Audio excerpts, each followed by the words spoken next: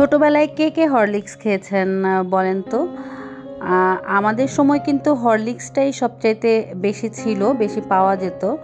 বিভিন্ন ধরনের Horlicks, Ovaltine আর Horlicks. আর ব্যক্তিগতভাবে আমার ওভালটিনের চাইতে হরলিক্সটাই বেশি পছন্দ ছিল। তবে দুধের সাথে গুলিয়ে কিন্তু হরলিক্স খাওয়া পছন্দ ছিল না।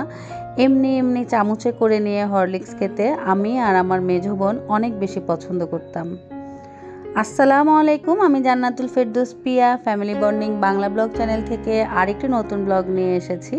আশা করছি আপনাদের ব্লগটা ভালো লাগবে এবং আপনারা সবাই যে যেখান থেকেই বসে দেখছেন অনেক ভালো আছেন, সুস্থ আছেন। এই যে আমি হরলিক্সটা যখনই ঢাললাম তখনই একটু চামচ দিয়ে খেয়ে নিচ্ছি। সারা জীবন আমার এই অভ্যাস। এমনকি আমি গুঁড়া দুধও যদি এভাবে রাখি বা আমার বাচ্চাদেরকে যখনই ফিডারে দিতে যেতাম তখনই কিন্তু আমি এভাবে খেয়ে নিতাম।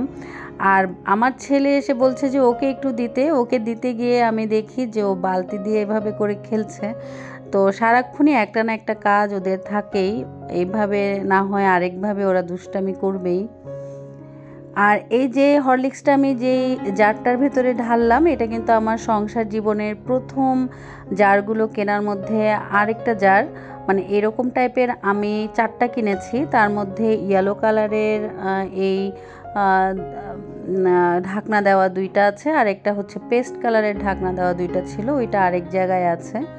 তো আজকে কিন্তু আমি আপনাদের সাথে আমার যে ভিডিওটা শেয়ার করব সেটা হচ্ছে আমি রাতের বেলা কিভাবে রান্নাঘরটা গুছিয়ে তারপর ঘুমাতে যাই সেটা একটু আপনাদের সাথে শেয়ার করব। আর আশা করি আপনাদের কাছে আজকের ভিডিওটা ভালো লাগবে। আর যদি দেখতে দেখতে ভালো লেগে যায় তাহলে প্লিজ একটা লাইক দিয়ে দিবেন। আর যদি বেশি ভালো লাগে তাহলে কিন্তু চাইলে বন্ধু এবং পরিবারের সাথে শেয়ারও করে দিতে পারেন। আর যে সমস্ত আপু ভাইয়ারা নতুন আজকে আমার এই ভিডিওটা দেখছেন, যদি আপনাদের কাছে আজকের এই ভিডিও দেখে কোনো কিছু ভালো লাগে চাইলে কিন্তু আমার বন্ধু হয়ে পাশে থেকে যেতে পারেন। আর যারা প্রতিনিয়ত আমাকে একটু একটু করে এগিয়ে নিয়ে যাচ্ছেন, আপনাদের সবার প্রতি অনেক অনেক ভালোবাসা রইল।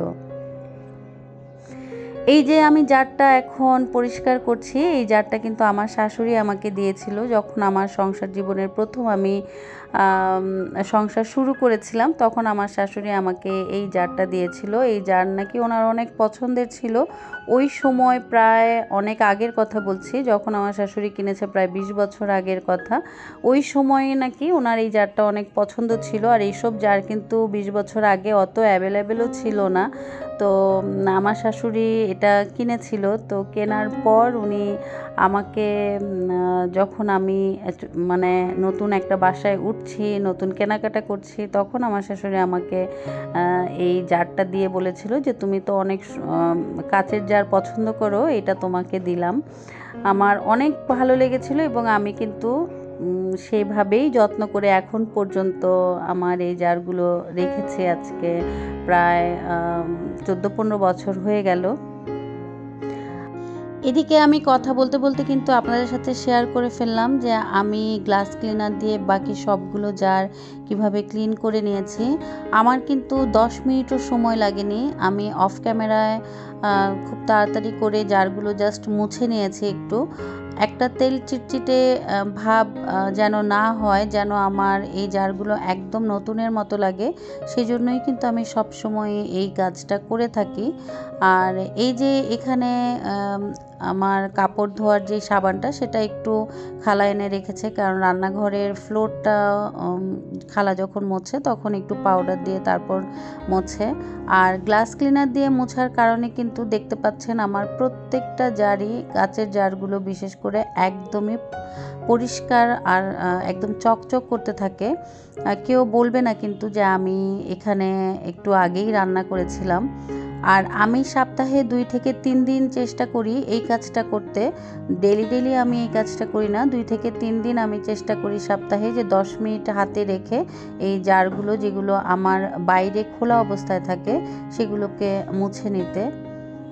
এগুলো আমি শুধু হাত দিয়ে মানে রুমাল দিয়ে এভাবে করেই মুছে নিচ্ছি। এখানে কোনো গ্লাস ক্লিনারও আমি ব্যবহার করিনি, কারণ আজকে আমার মনে হচ্ছে যে এগুলো একদমই পরিষ্কার আছে, গ্লাস ক্লিনার দেওয়ার প্রয়োজন নেই। আর এখানে যেহেতু সব সময় হাত পড়ে না, যখন যেই মশলা লাগে শুধু সেই মশলাটাই আমার নেওয়া হয়, সেই জন্য এইটাতে তেমন একটা আজকে আমার গ্লাস ক্লিনার দেওয়ার প্রয়োজন নেই, এমনিতেই কিন্তু চকচক করছে। আমরা সবসময় ভাবি যে কয়দিন গেলে, 15 দিন গেলে বা 1 মাস গেলে আমরা তারপর রান্নাঘরটাকে একটু ক্লিন করব, ডিপ ক্লিন করব, কিন্তু এই কারণেই আমাদের রান্নাঘরটা সবসময় তেল চিটচিটে ভাবটা থাকবে এবং আমাদের রান্নাঘরটা কখনোই কিন্তু ওইভাবে পরিষ্কার করা যায় না।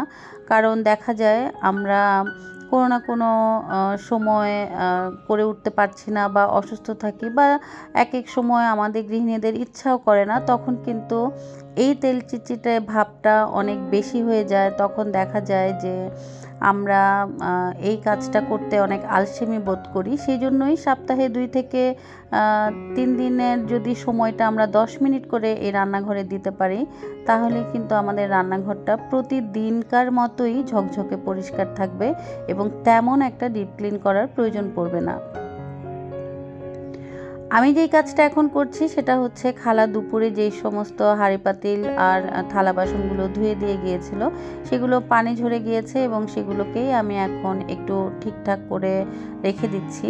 আর এই কাজটা আমি রান্না করার পর রান্নাঘরটা গোছানোর সাথে সাথেই করে নিচ্ছি।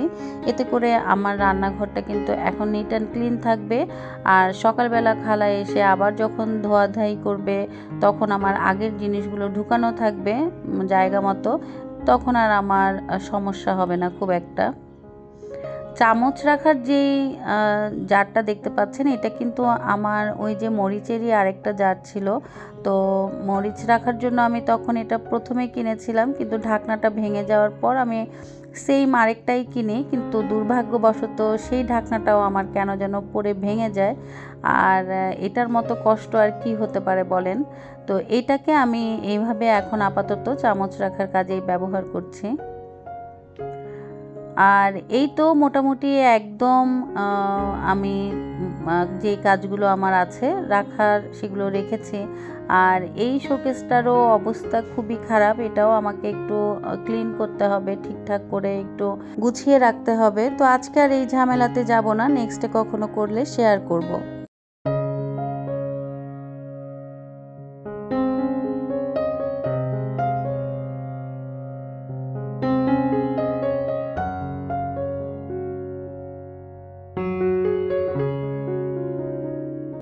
এদিকে রান্নাঘরের কিছু কাজ আমি করে তারপর টেবিলে খাবার দিয়ে দিলাম। আর আজকে একদম সিম্পল খাবার, ডাল, শুটকির ভর্তা, একটা হচ্ছে মাছের ভর্তা আর ডিম ভাজি।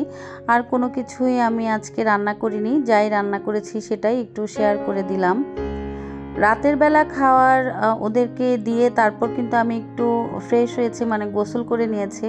এত গরম পড়ছিল যে আমি রাতের বেলা রান্নাঘরটা একটু গুছিয়ে নিতেই আমার হাঁসফাঁস লেগে যাচ্ছিল। তো আমি গোসল করে তারপর খাওয়া দাওয়া শেষ করে এখন একটু টেবিলটাকে গুছিয়ে নিচ্ছি। টেবিলটাকে আমি সুন্দরভাবে এখন গুছিয়ে নেব। রাতের বেলার যে সমস্ত খাবার বেঁচে গেছে সেগুলোকে আমি একটু ফ্রিজে রেখে দিচ্ছি। আর ভাতটা আমার যদি থেকে যায় তখন আমি এভাবে করে ফ্রিজে রেখে দেই, এতে করে কিন্তু ভাতটা নষ্ট হয়ে যায় না। খালি এভাবে রাখলে সকালবেলা হতে হতেই ভাত একদম নষ্ট হয়ে যায়। তো সেই জন্য আমি সবসময় ভাতটাকেও এভাবে ফ্রিজে রেখে দেই। আজকে তেমন তরকারি আমার রান্না ছিল না, সেই জন্য তেমন তরকারি ফ্রিজে রাখারও প্রয়োজন নেই। তবে যতটুকু খাবার বেঁচে ছিল সেগুলোকে আমি সব কিছু ঠিকঠাক করে রেখে এখন একটু গোছগাছ করে নিচ্ছি। আর এই গোছগাছ করে তারপর আমার বাকি যে রান্নাঘরের কাজটা আছে সেটাও কিন্তু করে নেব। রান্নাঘরের সাথে সাথে ডাইনিং টেবিলটাও আমি সবসময় একটু পরিষ্কার রাখার চেষ্টা করি। আর এই জিনিসটা করলে আমার সকালবেলার ঘুম থেকে ওঠার পর চোখটা একটু ভালো লাগে। দেখা যায় যে ঘুম থেকে ওঠার পর যদি সব কিছু টেবিলের উপরে আমি এলোমেলো অবস্থায় দেখি, আমার ওই সময় মেজাজটা অনেক খারাপ হয়ে যায়। আর ওরাও স্কুলে যায়, ওই সময়টা অপরিষ্কার অবস্থায় দেখলে আসলে কারোরই ভালো লাগে না। তো সেই জন্য আমি চেষ্টা করি ডাইনিং রুমটাও একটু খুব ভালো করে পরিষ্কার করে রাখতে। এই তো মোটামুটি ডাইনিং রুমটা কিন্তু আমার এখন পরিষ্কার হয়ে আছে। আর ওই রকম ঝামেলা আমার এখন আর ডাইনিং রুমে বা ডাইনিং টেবিলে নেই। পুরোপুরি পরিষ্কার পরিচ্ছন্ন করে তারপর আমি রান্নাঘরে যাব। তবে রান্নাঘরে যাওয়ার আগে যেই গরম পড়েছে, আমি ভাবলাম যে আজকে আরেকটা ড্রিঙ্কস তৈরি করি, যে ড্রিঙ্কসটা আমি সকালবেলা খাবো। তো রাতের বেলায় সেটার একটু প্রস্তুতি নিয়ে নিচ্ছি। তো এখানে আমি আজকে ডিটক্স ওয়াটার তৈরি করব, মালটা আর লেবু পুদিনা পাতা দিয়ে আজকে আমি ডিটক্স ওয়াটারটা রেডি করে নিচ্ছি। আর এই ডিটক্স ওয়াটার গরমের জন্য কিন্তু অনেক বেশি ভালো, তেমন যাদের ডায়াবেটিস আছে তাদের জন্য ভালো, এবং আমি শুনেছি যাদের থাইরয়েড আছে তাদের জন্য কিন্তু অনেক বেশি উপকারী হচ্ছে ডিটক্স ওয়াটার। তো আর যারা ওজন কমানোর জন্য চান তাদের জন্য কিন্তু এই ডিটক্স ওয়াটারটা অনেক বেশি উপকারী। তো সেই জন্যই আমি আজকে ভাবছি যে ডিটক্স ওয়াটারটা তৈরি করি। ডিটক্স ওয়াটারে যে কোনো ধরনের ফ্রুটস দিয়েই কিন্তু করা যায়, তবে সাথে পুদিনা পাতাটা মাস্ট দিতে হয়। পুদিনা পাতাটা দিলেই স্মেলটা অনেক বেশি ভালো আসে।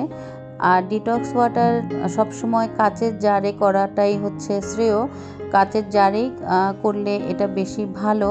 তো যেহেতু এটা 7 থেকে 8 ঘন্টা আমি ভিজিয়ে তারপরেই সেই পানিটা খাবো। তো রাতের বেলা করে নিচ্ছি, রাতের বেলা করে তারপর আমি ফ্রিজে রেখে দিব। এরপর সারা রাত এটা যেই কাজটা হওয়ার সেটা হবে, সকালবেলা আমি আস্তে আস্তে খাবো। এবং এখানে পানিটা শেষ হয়ে গেলে কিন্তু আবার আমি পানি ভরে তারপর খেতে পারবো। মোটামুটি একদিনের মতো কিন্তু এই ডিটক্স ওয়াটারের পানিটা এভাবে বারবার বদলে তারপর খাওয়া যায়।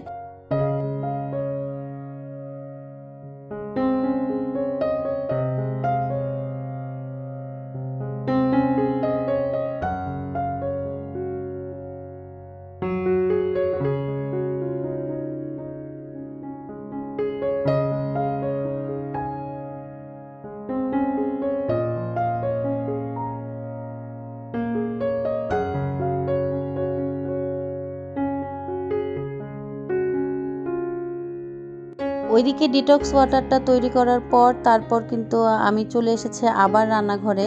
এখন যেই কাজটা করছি সেটা হচ্ছে যে যেই থালা বাসনগুলো বা প্লেট বাটিগুলো পাতিলগুলো জমেছে সেগুলোকে আমি জাস্ট একটু কলের নিচে হালকা করে ধুয়ে নিচ্ছি। ধুয়ে যে খাবারগুলো লেগে থাকে সেগুলো হালকা পাতলা যাবে, সেটা যাওয়ার পর আমি এগুলোকে এভাবে করে একটা বলের মধ্যে রেখে দিচ্ছি। আর এই কাজটা করে নিচ্ছি যেন খালা পরদিন আসার পর এগুলো আবার ধুয়ে ফেলতে পারে। আর এগুলো খাবার যদি এভাবে প্লেটের মধ্যে লেগে থাকে তখন কিন্তু তেলাপোকা হওয়ার সম্ভাবনাটা বেশি থাকে। তেলাপোকা এখানে প্লেটগুলোর মধ্যে উঠবে, খাবার খাবে। এইভাবেই কিন্তু রান্নাঘরে তেলাপোকা বা যে কোনো ধরনের পোকা পিঁপড়া এগুলো বেশি হয়। তো আমি চেষ্টা করি যে এই কাজটা আমি করে রাখতে, যদি খালা আসে তাহলে যেই ধোয়ার জিনিসগুলো থাকে সেগুলো উনিও ধুয়ে নিতে পারবে। আর অনেকের মনে হতে পারে আমি কেন এগুলো নিজে ধুয়ে রাখি না। আসলে একটা টাইম পর্যন্ত আমি রাতের জিনিসগুলো নিজেই ধুয়ে নিতাম, আর খালা সকালবেলা নাস্তা হওয়ার পর যেগুলো হতো সেইগুলো থেকে ধোয়া স্টার্ট করতো। কিন্তু আমার ঠান্ডার অনেক বেশি প্রবলেম, আমি এই কাজটা এখন করতে পারি না, আমি বেশি পানি ধরতে পারি না। আর এটা নিয়ে আমি ঠান্ডা নিয়ে 3 মাস একদম টানা ভুগেছিলাম। তো তারপর থেকে আমি এই কাজটা একদমই করি না, মানে আমি চেষ্টা করি খালাকে দিয়েই করাতে আর নিজে একটু সেফ থাকতে। কারণ আমি অসুস্থ হয়ে যাওয়া মানেই ঘর অসুস্থ হয়ে যাওয়া, আর সেই কাজটা করার চাইতে খালা করে নেওয়াটাই বেটার। আর আমি কথা বলতে বলতে কিন্তু সিঙ্কটাও একটু ক্লিন করে তারপর ওখানে আমার যেই থালাবাটির বলটা আছে সেটা রেখে দিয়েছি। বাকি যেই জিনিসগুলো যেখানে রাখার সেগুলো কিন্তু এখন আমি ঠিকঠাক করে রেখে দিচ্ছি। আর মোটামুটি আমার যেই সমস্ত কাজগুলো রান্নাঘরে জরুরি ছিল সেগুলো আমি কমপ্লিট করে ফেলছি। এখানে চুলাটার অবস্থাটা দেখেন, পুরো ডাল পড়ে একেবারে বিচ্ছিরি অবস্থা। তো আমি চুলাটাকে মুছে নিব। এই সমস্ত চুলা থেকেও কিন্তু দেখা যায় তেলাপোকা হয়। চুলাটা যদি রাতের বেলা ক্লিন না করে রাখা হয়, তেলাপোকা কিন্তু বাসা বাঁধবে। আর আমার রান্নাঘরের মধ্যে কিন্তু তেলাপোকা খুবই কম হয়, মানে আমার ঘরের মধ্যেই তেলাপোকাটা খুবই কম হয়। আমি যেহেতু রান্নাঘরটা ক্লিন রাখি, সেহেতু তেলাপোকা হওয়ার চান্সটা খুব একটা হয় না। তবে যাও হয় সেগুলো আমি মাসে মাসে 15 দিনে একবার বা সপ্তাহে একবার একটু স্প্রে দিয়ে রাখি। তো তেলাপোকা হওয়ার চান্সটাও কিন্তু আমার ঘরে কমই থাকে। তেমন কোনো কিছু করা লাগে না একটা রান্নাঘর তেল চিটচিটে ভাব থেকে দূরে রাখার জন্য। কারণ আপনি যদি একটু কাজের ফাঁকে ফাঁকে বা রান্নার ফাঁকে ফাঁকে রান্নাঘরটাকে একটু মুছে নিতে থাকেন, বা দেখা যায় যে আমাদের একটা রান্না করার পরপরই আমরা চুলাটা মুছে রাখলাম, একটু কাউন্টার টপটা মুছে রাখলাম, বা ওয়ালটা চারপাশের ওয়ালটাকে একটু ক্লিন করে নিলাম, তখনই দেখা যায় অর্ধেক কাজই কিন্তু হয়ে যায়। আর বাকি যে জিনিসগুলো অগোছালো অবস্থায় থাকে সেগুলোকে সময় করে আমরা গুছিয়ে নিলেই কিন্তু রান্নাঘর একদম টিপটপ থাকে। আর অনেক আপুরা তো আছে যারা খালাও রাখেন না, কোনো হেল্পিং হ্যান্ড নেই, তো তাদের জন্য সাথে সাথে কাজ সাথে সাথে করে নেওয়া ছাড়া আমার মতে আর কোনো উপায়ও থাকে না। আর যদি সেটা না করা যায় তাহলে একসাথে অনেকগুলো কাজ জমে যায়, আর সেই কাজগুলো কিন্তু তখন আসলে করা অনেক কঠিন হয়ে পড়ে। এদিকে একটু আলু নিয়ে এসেছিলাম, আর এই আলুটা রাখা হয়নি, তো একবারে আমি এখন কাজের ফাঁকে আলুটাকেও একটু রেখে দিচ্ছি। প্রত্যেকটা কাজ যেহেতু আমরা নিজেরাই করব, আমরা গৃহিণীদের উপরেই ঘর গোছানো বা রান্নাঘর পরিষ্কার রাখা, এটা যখন আমাদের দায়িত্বের মধ্যেই পড়ে, তখন একটা বুদ্ধি বের করে বা একটা রুটিনের মধ্যে রেখে কিন্তু আমাদেরকে এই কাজগুলো করে যেতেই হবে। এই এক্সকিউজ কাকে দিব বা কার কাছে বলবো যে আমার এই কাজটা এই জন্য হয় না বা সেই কাজটা সেই জন্য করতে পারি না, এই এক্সকিউজ দেওয়ার আমাদের গৃহিণীদের আসলে কোনো জায়গাই থাকে না। আমি দেখেছি, আমি যদি বলি যে আমি এই কারণে এই কাজটা পারি না বা সেই কারণে আমার ঘরটা গোছানো থাকে না, বা আমি এইভাবে চেষ্টা করেছি, এইভাবে তো হচ্ছে না, অন্যভাবে করতে পারলে ভালো হতো। তো এইরকম করার পর দেখা যায় কি দিনের পর দিন আমি আমাকেই বুঝ দিচ্ছি, অন্যজন আসলে আমার কথা শুনেই খালাস, কথা শুনে একটু সান্ত্বনা দিবে, একটু আমাকে বুঝ দিবে, কিন্তু তারপর দেখা যায় নিজের কাজটাকে সে নিজেই করতে হয়।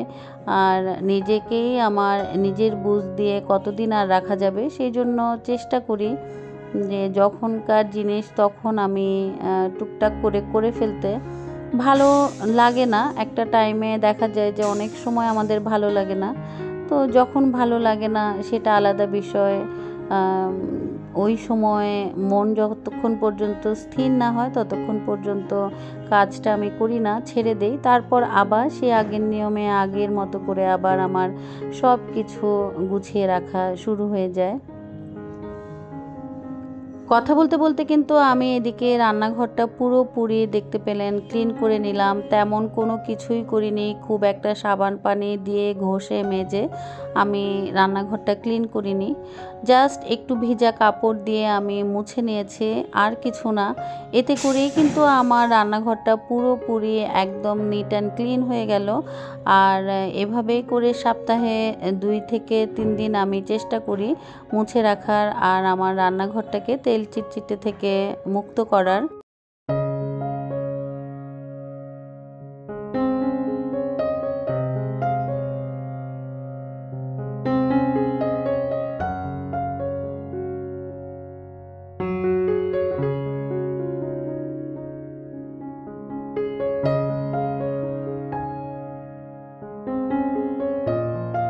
এই তো পুরো রান্নাঘরটা দেখিয়ে দিলাম। এখন একটু লাইট অফ করে শুতে চলে যাব। তবে তার আগে এই যে আমার যে সুগন্ধি মোমটা জ্বালিয়েছি সেটা একটু নিভিয়ে যায়, ফেয়ারি লাইটটা অফ করে যায়।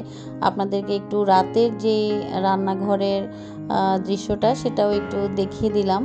তো সবাই অনেক ভালো থাকবেন। আজকের মতো বিদায় নিয়ে নিচ্ছি। ইনশাল্লাহ নতুন ব্লগ নিয়ে আবার হাজির হয়ে যাব। আল্লাহ হাফেজ।